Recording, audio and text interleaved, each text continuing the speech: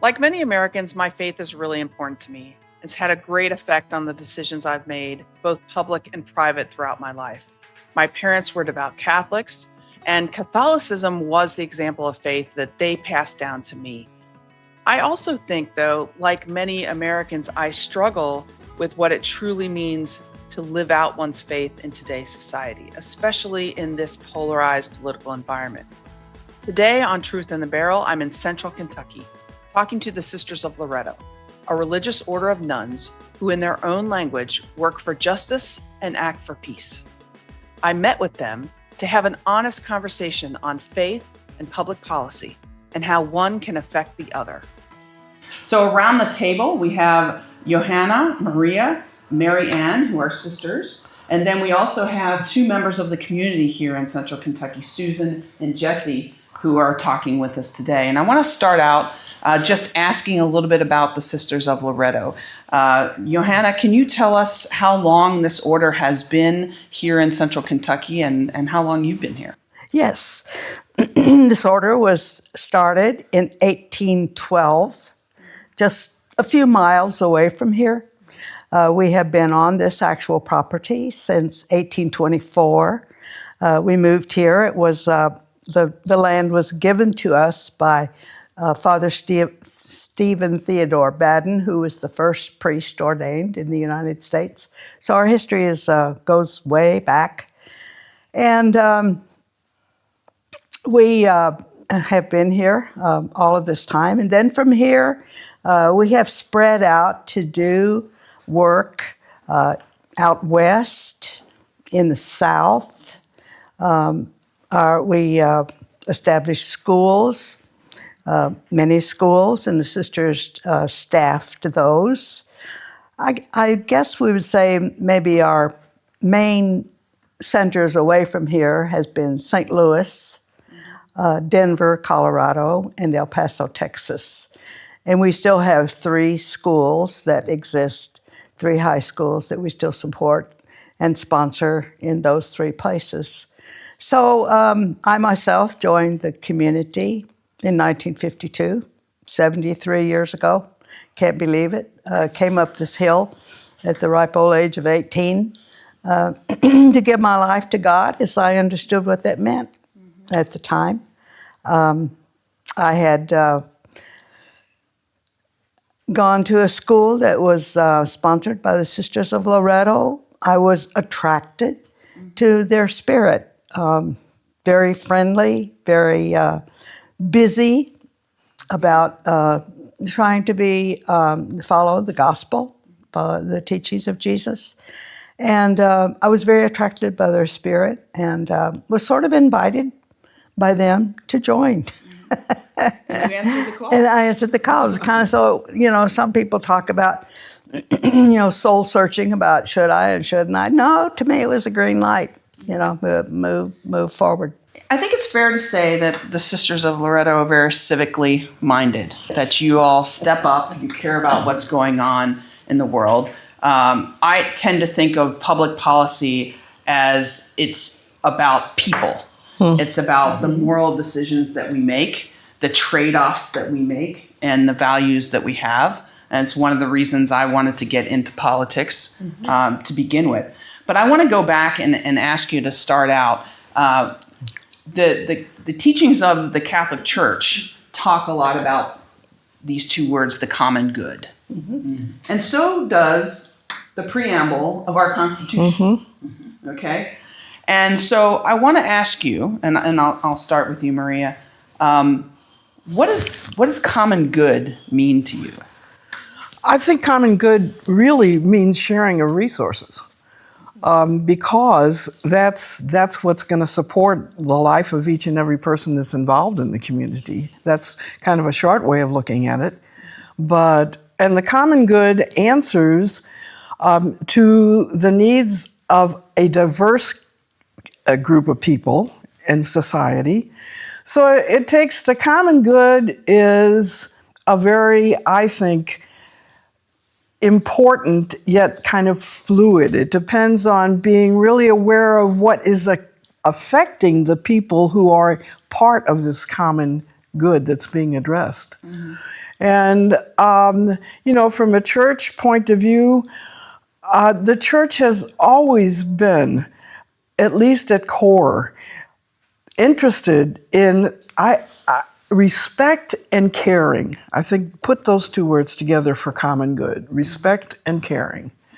And that's what I find important about being a member of a religious community. I'm kind of sort of willing to put my efforts and my whatever I have to offer at the service of that common good.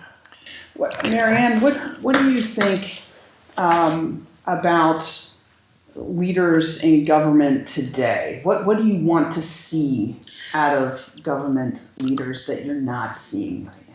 Well, I see a divide that there's one segment of the political reality, I guess, that views government as providing security for our borders, lots of military, lots of protection, but they don't believe that security is found in a healthy population.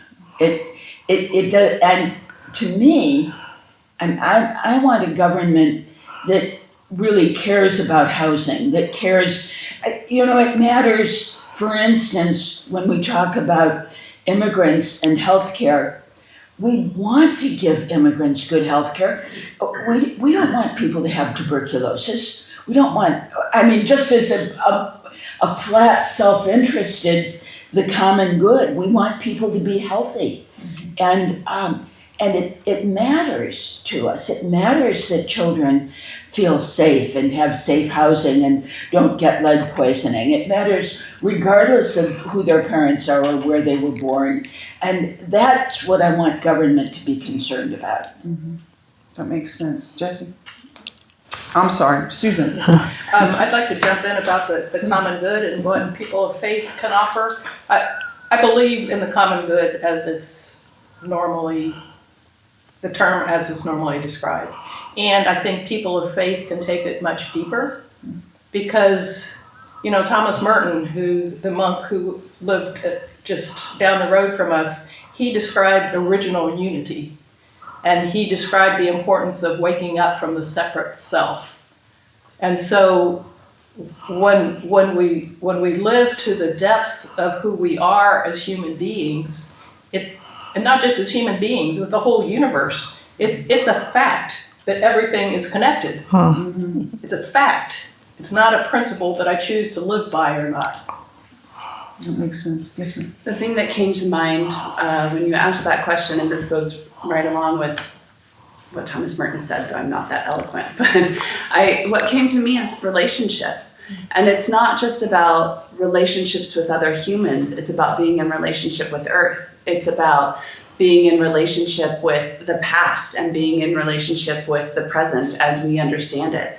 So that when we think about the common good, we're not just thinking about what's good for people right now in this moment, but we're thinking about what is good for Earth, what is good in order to heal the wrongs of the past, what is good in order to set up future generations for a flourishing life. Mm-hmm. Go ahead, please. I would just like to add another piece to what I was saying, that our whole impetus in beginning with the three young women who started out, their reason for coming together was to begin to teach the children around them who were growing up without benefit of education. Mm-hmm. So it's always been part of our inspiration to live with the vision of how we can be helpful and improve the lives of the people around us from the very beginning. Yeah, that makes a lot of sense. I want to get into a couple of thorny issues because public policy is a little bit, it's all about some trade-offs, and how we deal with some of these things. So the first thing I want to ask you all about is immigration. And, Pope Leo, our new Pope, has reflected recently about the Gospel of Matthew, saying that at the end of life, we would be judged on how we receive the foreigner. And I'm thinking, how do we craft a policy that speaks to receiving the foreigner? And I'll make the question even more pointed here to anybody who wants to take this on. How should government handle people who want to come to the United States? Because, a lot of people in recent years have wanted to come to the United States. And we have a system, and some people have not been able to come through that system legally. And so, what do you think? How do we handle this? I'll jump in. There are a lot of layers, I'd say. Yeah. Okay, this is Mary Ann speaking. So one of the simple layers, it seems pretty obvious to me, is the people that we wanted to come to do our work. And almost 100 years ago, Woody Guthrie wrote a song about the deportee who is riding back on the airplane, probably without pay, but came here to pick our apples. We owe those people. They came because they wanted work, but they came because we offered work, because we wanted them. And so that's one level. Now there are a lot of others that, but I'll let somebody else talk about those. Well, I think it's just been such a long-standing gray area that people who had the position to make decisions about immigration laws just didn't do it. And so I think that there's that aspect of having a legal structure that can allow people to come in. But then I think there's also another part of it, and that's people having kind of an acceptance, a hospitality, or a moral kind of opening to people who want to come and share with us. But to me, right at this moment, we need to set up some structures that say more or less more clearly, but in that then with an openness really to sharing some of what this country has to offer to others. What do you say to people who say, well, if folks are here illegally, they got to go. We got to, even if they came here when they were 10 years old, they're here, they're breaking the law because they're here illegally. What do you say to that? Probably here illegally because there was no way to do it legally. All of the people that are on the base of the Statue of Liberty, give me your poor, give me the masses from your, the quote. Mm-hmm. The balance is somewhere between that and the impossibility of getting in. Mm-hmm. If it were possible to do it in some kind of, and this whole argument, that there's not room and there's not resources here. I watch documentaries all the time on YouTube. The cities that are empty, the Rust Belt up there, so there's vast stretches of cities that are empty. Mm-hmm. So it's not a matter of room, but it's a lack of imagination, scarcity, fear, criminalizing, raising. The law is not the supreme. It is not the greatest moral force that we have. Love is. Beyond law is responsibility. Mm-hmm. And that's what's lacking now. Just criminalizing these people, mm-hmm. tearing their lives apart and putting them out of this country, is totally selfish. Yeah, the landing of Black Hawk helicopters in cities at apartment buildings mm-hmm. and taking people out and putting them in zip ties is just not something I thought I would see in our country. But what I wanted to say is I think we need policymakers who can Yeah. grapple with complexity and with the big Yeah. picture. Because, I mean, there's so much pressure, and my heart goes out to policymakers under the pressure of people who want a superficial fix of a problem. Yeah. When we look at the big picture, we see people fleeing their countries because of climate change. Yeah. We see that, this is from my perspective, that our country has not always respected the common good of other countries. Right. And we have intervened and created problems that cause people to want to flee their home countries, and so they come here.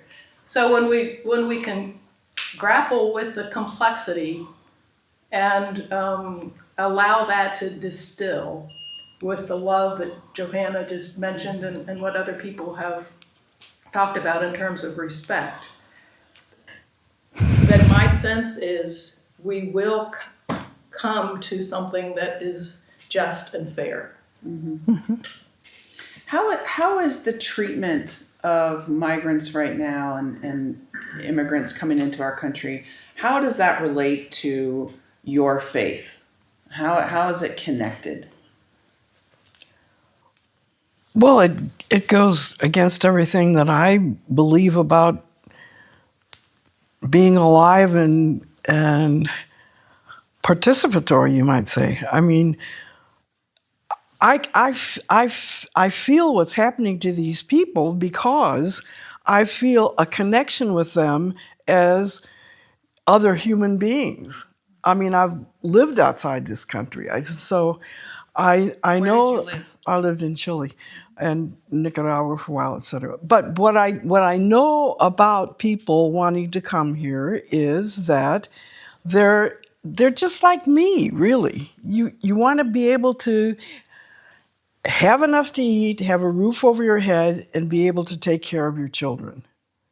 Now, do people make poor choices? And is there drugs going around in the world? Yes. But basically, what really hurts me is this lack of respect for them as equal human beings with just the same desires and hopes that I have to live a good life. Jesse, you talked earlier a little bit about environmental justice. And what I heard from you is it's not just about the trees and what's around you, but it's about the future generations, our children, their children, etc. What are they going to inherit? What are we going to give them? I want to just ask you or anybody else that wants to talk about this, how important is this issue, and do you think that we as a country are moving in the right direction?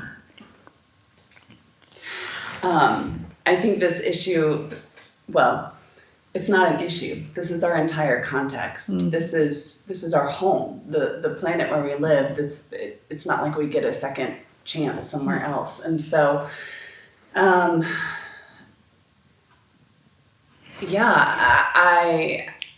it's an incredibly important issue to me personally. I have 2 little kids, a 3-year-old and a 4-year-old, and earlier this year with the flooding in Kentucky, we happened to be going to Nashville and driving back, and we were driving back on the Bluegrass Expressway, and the towns were just gone. They were totally underwater. And my spouse and I had the conversation on the way back with climate change intensifying in the way that it is, how do we tell our kids who are asleep in the back seat, this is going to be their norm? How do we prepare them for that? This is totally out of our realm of understanding. And so I think that there is so much that needs to be done in terms of environmental policy that reflects environmental justice, that reflects the deep interconnectedness to racial justice, that that needs to be done at a broad policy level, in addition to individuals taking actions on their own. There's some folks out in California from Movement Generation, and they say, what you do to the land, you do to the people, and what you do to the people, you do to the land. And I think until we recognize the inherent connections between us as people and Earth, we're not going to center environmental justice as we should. Mm-hmm. And so that's like a very broad piece of it. And then, you know, when we're talking about specific policy and specific decisions that people are making, one thing that we do in Loretto sometimes is we develop like questions to ask ourselves to guide our decision making as we're making decisions as a community. And one of those questions is, what would Earth have to say about this? Mm-hmm. If Earth had a seat at the table, what would Earth say? And we take that really seriously. Mm-hmm.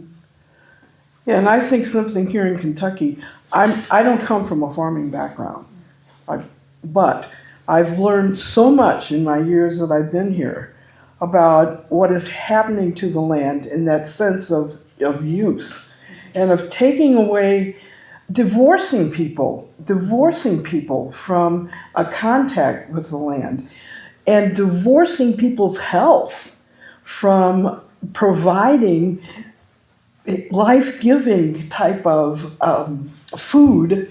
I just think that's important. People have to realize, especially here in Kentucky, the amount of land that's being destroyed, you might say, by things like speculation, by mostly, I think, sort of speculation and development. And I don't have an answer to this, but if you turn your back on agricultural and farming, you're doing a great injustice to the whole country, because it has so many things that it touches in our lives. Not having that experience of looking out and being able to see the trees. But mostly I'm concerned really about nutrition and concerned about people having a sensibility to nature, as you like, or the life of this planet. Yes, ma'am. Yes, so Loretto is directly involved in supporting an Apache tribe in Arizona as they struggle, as they fight to protect a mountain that is sacred to them. It's called Oak Flat. There's a copper company that's trying to mine the copper under that mountain, and what it would do, the mining process would collapse that sacred mountain into a 2-mile wide crater. Policy originally protected the Apache and that sacred mountain. In 2014, policy then gave that mountain to a Resolution Copper Company that was slipped into a last-minute must-pass defense bill. Policy has not protected the religious freedom of the Apache. The Supreme Court, for the second time, just refused to hear their case. Mm-hmm. It's a place where they pray, where they worship, where the young women do their coming of age ceremony. And so those are very real examples of what happens when policy does not protect people. But the other thing is that we all use copper, so that's the complexity that we have to be willing to grapple with. We're using copper right now. We use copper for renewable energy. So I think what I'm trying to say is that we all need the consciousness and the humility to recognize that it's not just their problem out there, but it's our problem. And that takes me back to the understanding of the common good. Yeah. Right. I want to go around the table here and force you to respond and think of one word. And then I'll let you expand upon that. But think of one word that describes the current administration. in our country right now in the last, what would it have been, 10 months? One word, and then we'll talk about that. we're starting with Joanna. I know exactly the word. I mean, I know exactly what I want to say, but I don't. Can't boil it down to one word? Self-serving, Okay. isolationist. Okay. What do you think, Maria?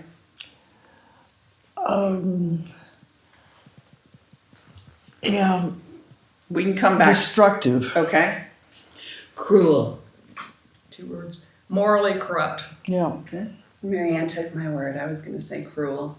I'll also say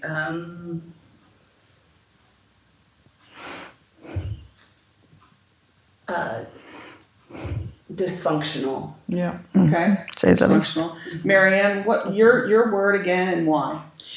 Well, I see cruelty on many levels. Most obviously, the masked ICE agents taking people on the street, and then putting them in detention centers that are overcrowded, without water, without access to bathrooms, without adequate food, much less the medication they might need, much less due process. So that the treatment of detainees is particularly cruel. The immediate stopping of USAID to the poor around the world was an incredibly cruel act. We burned food that had been stockpiled to feed the hungry. I mean, there's a gotcha level, a meanness that in many of the behaviors of the current government that a black reporter asked who was responsible for, it was part of the Southern Command policy, and the response was, your mama. I mean, that's ugly. So. I said selfish isolationism. And I just see anything that's concerned about the environment or anything that's concerned about the common good, anything that touches on common values based in the gospel. We call ourselves a Christian nation, dragging all of that Christian terminology out to bolster up what we're doing to immigrants and the way we're isolating and the way it's America first, MAGA. The word woke.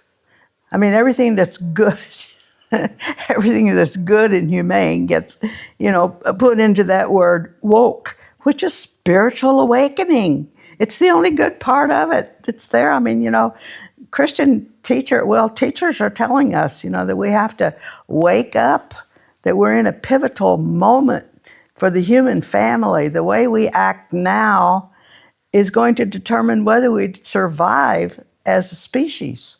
I mean, we've created the atomic bomb and we don't have the moral fiber not to use it. And as long as that's in the play out there, this is very, very serious business. So I see our preoccupation with seeing that America has it all. It's just so selfish. Anyone else? Yes. Yeah, sometimes I ask myself, how do the ICE agents do what they're doing, especially the treatment of children? Like, I'm sure many of them have children at home and they love their children. How can they do what they're doing? And I can only think that somehow they have cut themselves off from that basic human impulse of empathy, that capacity to put ourselves in the shoes of someone else.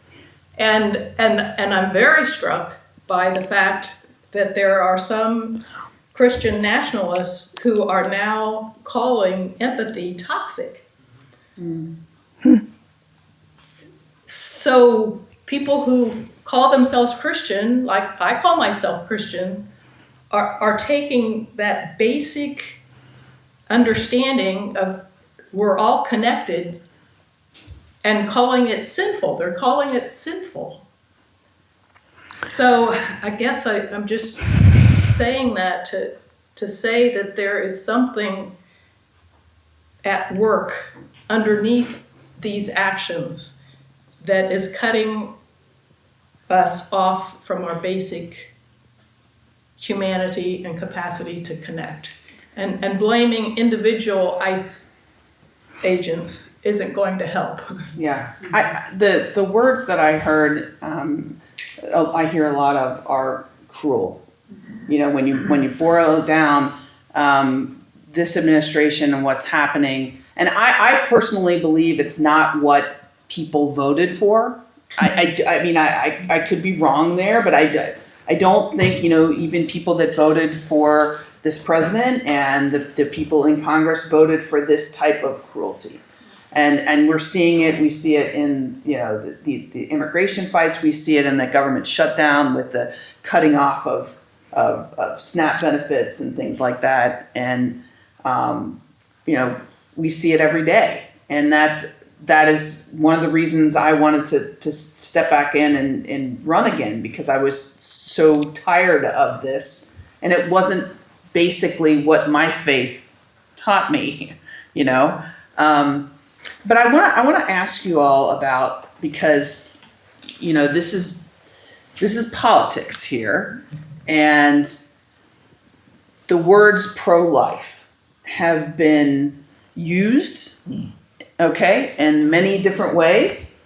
And here I am with this unique opportunity to sit down with sisters, people who have dedicated their lives to God, you know, Catholic nuns, and people who are persons of faith, and ask you all, what does that mean? What does the words pro-life mean to you? And what does it not mean to you? Well, I think it's everything we've been talking about, because we've been talking about how to best respect people, how environmentally, how to best respect the planet, and so I think one of the problems that comes up is that there's this kind of break between, I would say, a little bit what we call religion or religions and science. And that might sound kind of weird, but the truth of the matter is, questions like pro-life, you know, when you get into these whole questions about gender or same-sex, you know, marriage, same anything like that, you've divorced yourself from a whole, I always say, from science, in the sense of those are differences that come about because they're already built into the system. My nursing background, I always say, study a little bit of embryology if you want to see the randomness of choice in the makeup, if you like, of humanity, but have some idea of that, so that you can have some balance in what are your feelings about what God made, and what actually is happening in reality. This is what we live. And then this whole thing of God having been put into forms and hierarchies. It's like, the more you study, I just love this whole thing of in science now, with people not being able to really even be able to know how the interconnection of things, when you get into the whole science of quantum physics, you know, and the scientists are all saying, how can it be that particles can be anywhere and somewhere at the same time and be totally relational beyond anything that we've ever conceived as the laws of science? Mm-hmm. And that is God. God has given us not a responsibility, He's given us life.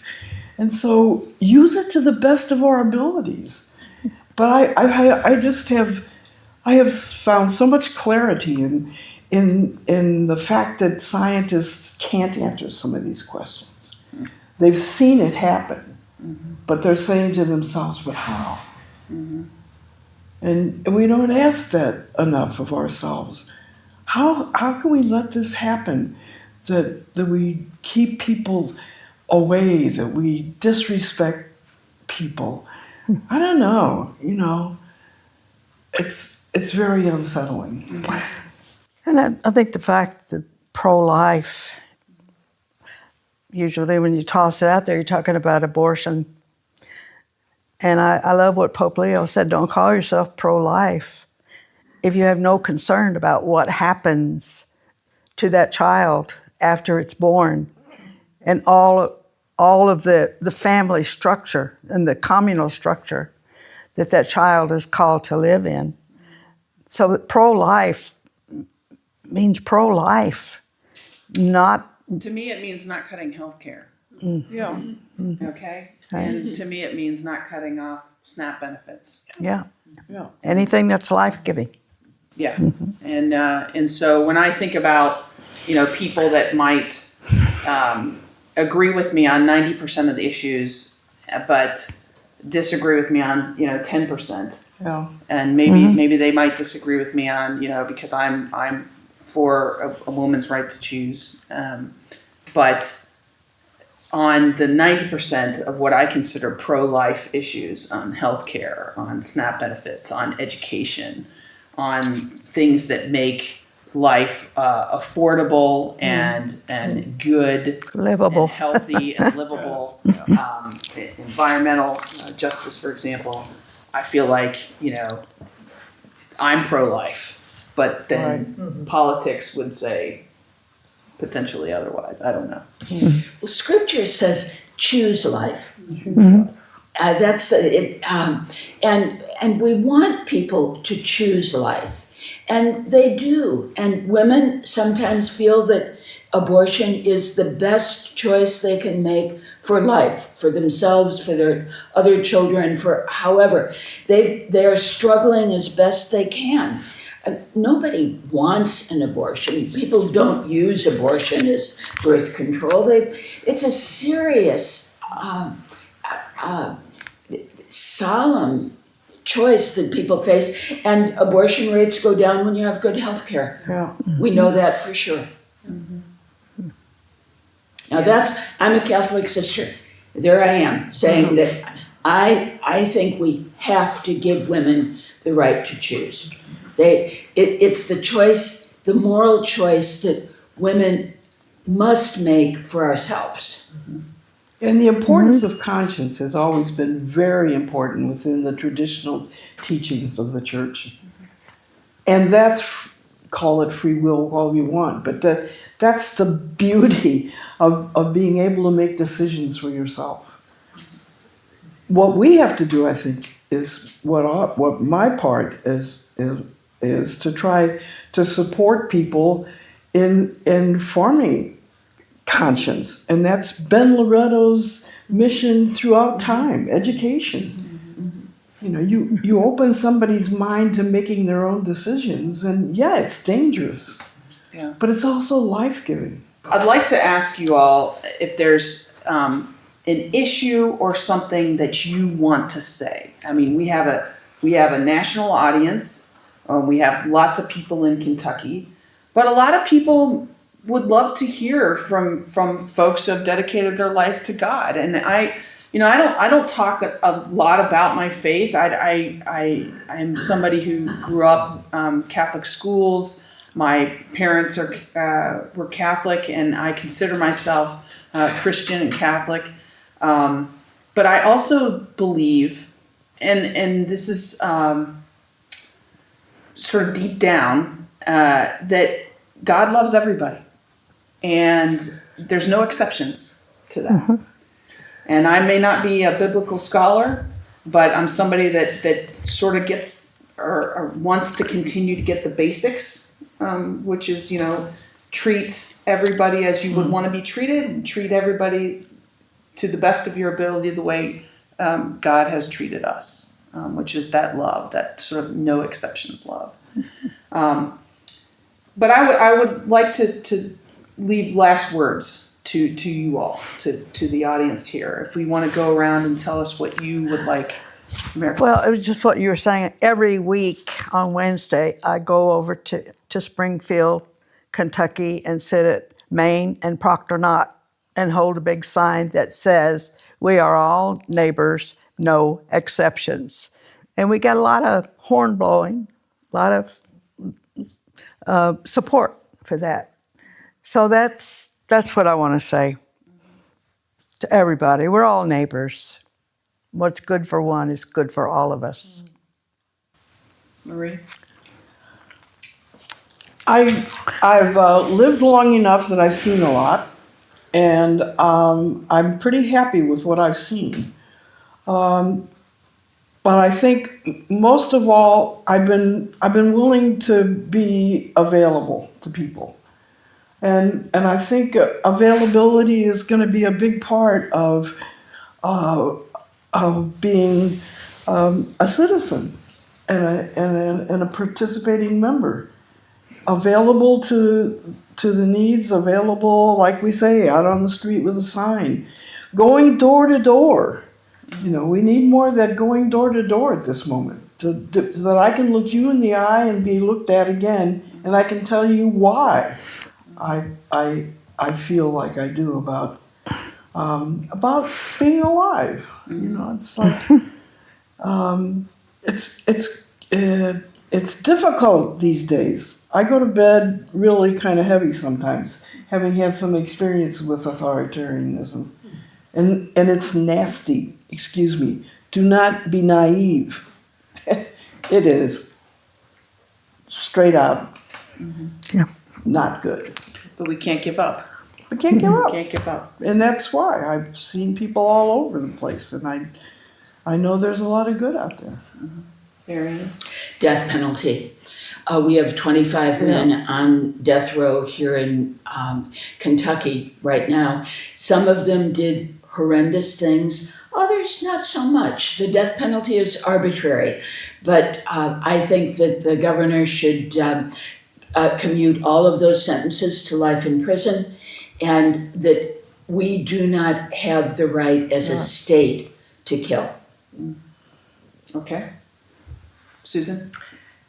Loretto just had a gathering with the theme, "We're saved by beauty." And what I want to say is that beauty and goodness are calling us towards a life where everything and everyone can flourish. Yeah. And let's not get so caught up in resisting what we know we do not want, the cruelty.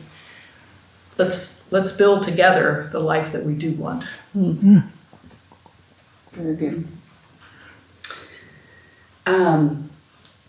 I've recently been reading Walter Brueggemann, as these gals know. And one thing that he talked about in The Prophetic Imagination is that to truly be the kind of alternative community that God is calling us to be, we have to engage in acts, gestures of resistance and acts of deep hope.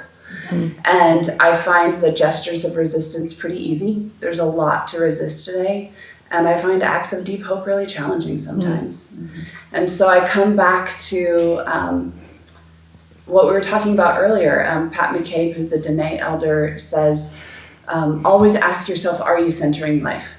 And if you are not centering life, stop and start over again. And do it differently, because you have to center life. And to me, that is an act of deep hope right now, is centering life.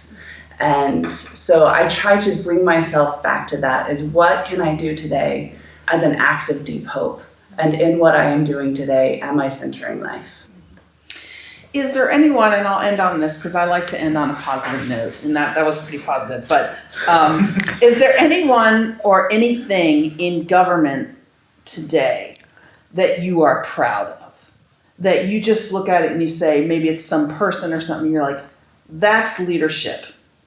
I'm behind that person, or I'm with you. Is there anybody at all, or anything, any program, anything at all where you're like, yeah, that's it? Or is it just so bleak? And then maybe we won't end on it if it's so bleak. I just want to say, My two kids are adopted through the state of Kentucky. And I knew that when we were entering that system, we were choosing to enter a place of pain and dysfunction. I had no idea how completely dysfunctional and cruel aspects of our child care system are, child welfare system. I did not expect to be totally undone as a person and sort of reformed in a new way. And I'm not proud of that system. It needs massive reform. But there are people in that system who are working so hard on a daily basis to do what is right. So to me, it's not about like a political leader that I can get behind. It's the people who are in it day in and day out, who are trying to care for children and get food on other people's tables and stop another gas pipeline or whatever it is.